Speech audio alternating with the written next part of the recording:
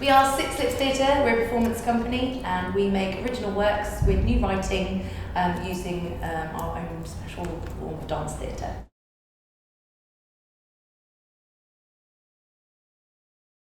I think we are all very individual in what we want, what we like in performance. So making our own work enables us to do what we want to do, and sometimes to do that in relation to the community, and sometimes to do it because it's a personal experience or theme that it's important to us right now and we want to explore.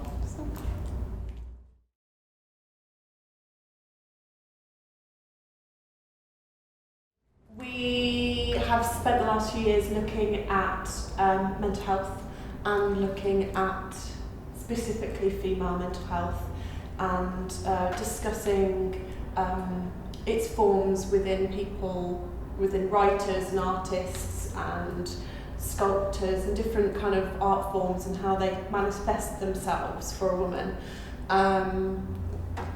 We're looking at the stereotypes as well. Of the sort of tortured artists, but looking specifically at women. We also do make children's theatre, yes, as well, in a different vein, which is that's got an emphasis on positive body image and getting outdoors and being healthy. But very similarly, it's originally written by us. All those materials written by us, and again we try and use physical theatre, dance theatre. A lot of verbatim in our work as well, so we do projects where people participate in creative tasks with us, so it's not that we go and facilitate with them and then just take their material. They're making it in the same process as our making process, and then integrate that kind of language, their language, creative language into our pieces, and that's children, young people and adults.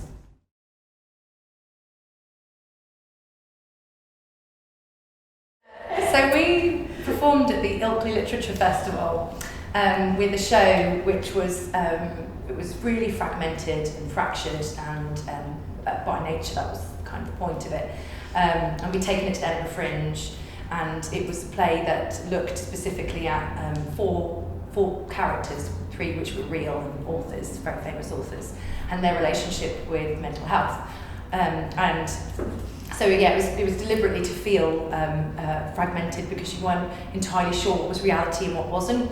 At the Edinburgh Fringe and the Brighton Fringe, we had like beautiful responses to it. People just saying, it feels like you're sort of showing us the inside of an artist's mind at a point where they're very vulnerable and confused, but equally showing that mental health is stigmatised, that we all have it. And that it can lend itself to creativity, all this positivity. And we took it to Northern Ireland for a film festival, so. and everyone was just so positive. It was wonderful, and we took it to the Ilkley Literature Festival, like I say, because the links, the characters were famous literary authors, a few of them.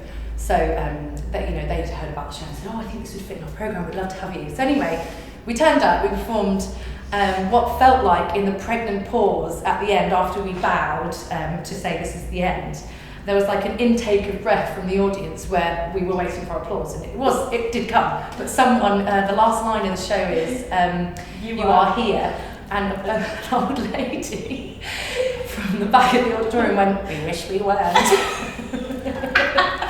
And literally we were like bending and bowing and like, I can't believe this.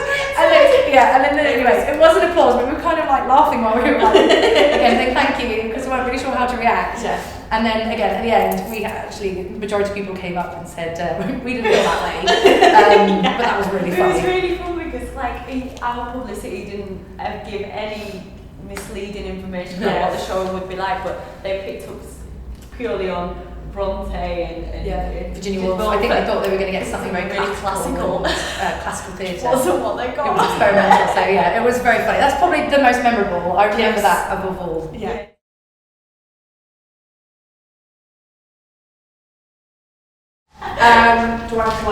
In our Making It workshop today, we are working with the idea of a rehearsed reading. So with the play that we've just written, we took it on a rehearsed reading, like mini tour, to attract funders and gain feedback for the writing itself as well. And it was quite a process for us, kind of making sure that we could keep all the artistic kind of content that was really important and integral to the script, but doing it in a rehearsed reading form, so not spending, you know, lots of money on costumes and set and things, making it kind of simple but effective. So that's what our workshop today is going to be about, is how we manage to do that and exploring different kind of ways of showing what you've written without it being boring.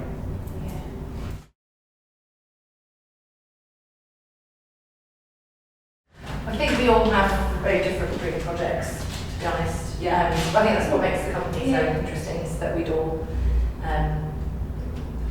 all have different inspirations and I think a commonality in the way that we like to make work and like making it together. I think each one of us has a different strength and a different desire to do. Like, can you think of an example for you? No, I just think I can be really like, oh, then we can do this, we can do that, and how the great thing is another person then pulls it back down and says, but that's in your head, and how do you translate that on stage?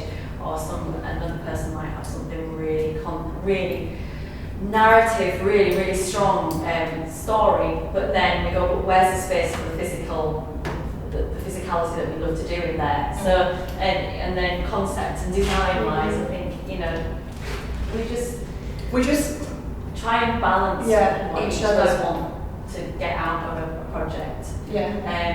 So we went on a writing retreat in September to just find what this project is that we're going to show the rehearsed reading techniques through. And that was pretty much that process of going, well, this is what this could be, but then how do we incorporate each of our skills or desires in terms of the concept? Well, personally, I'd really like to redesign the Disney parade my way. That is a dream for me. Okay. That's not going to happen. That's not enough on that. No.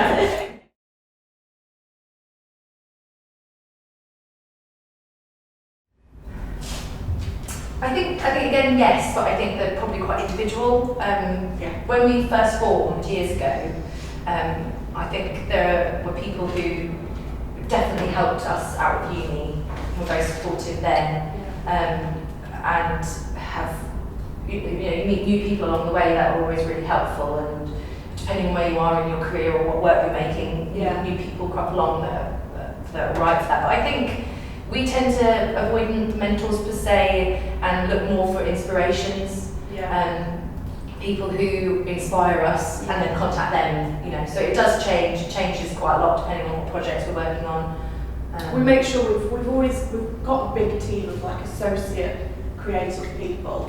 So we like to kind of show them bits and bobs and get them involved in certain things to make sure what we think a project is actually is. And challenges us as well. Exactly, yeah. So we have that kind of relationship with other people, but none of them are particularly kind of... we don't have a singular one, no. No. Yeah.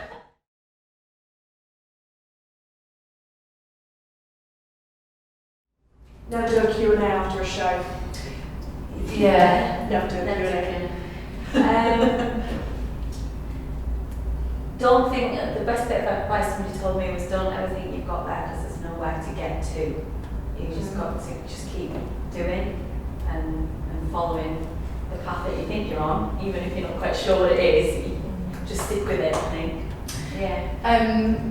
Someone once said to me, theatre is transformative, it's inspiring, and it has an amazing power to change people and affect change, and it's a wonderful thing, but it isn't life threatening. And I thought that was a really good piece of advice, because sometimes I think with any art form you take it too seriously sometimes, and you get really into it and really closed off from everything, and it's just this sort of like almost prodigal thing that you're trying to protect and make, and you get stressed out by it, and you're sleeping properly, and at the end of the day, it's not brain surgery. There's not someone on the table that's going to die if you don't don't do it right. It's all a learning process, and I thought that was really helpful for me because I was like, oh yeah, no one dies. No one dies if this doesn't pull off. And this the way is I supposed thought to it. be people enjoy, and if Yeah. you're not enjoying it in some way, even if it doesn't have to be a happy project, like positive project, does it? But if you're not enjoying it in some way, then you can't expect your audience to. I think for me, it's if you love it, keep doing it.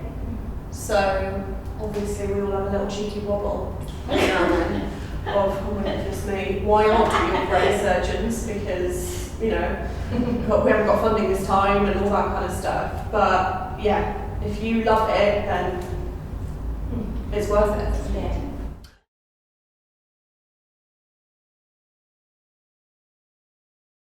To experience new, well, not new, no, we're cutting that, start again. Keep always coming back. Because it's great as an artist, no matter what kind of time in your career that you're in, to learn skills from other people. So it's important, I think, for us to stay kind of grounded, as we never presume that we are pros at something. You know, we're not brilliant at this, we're not great at that.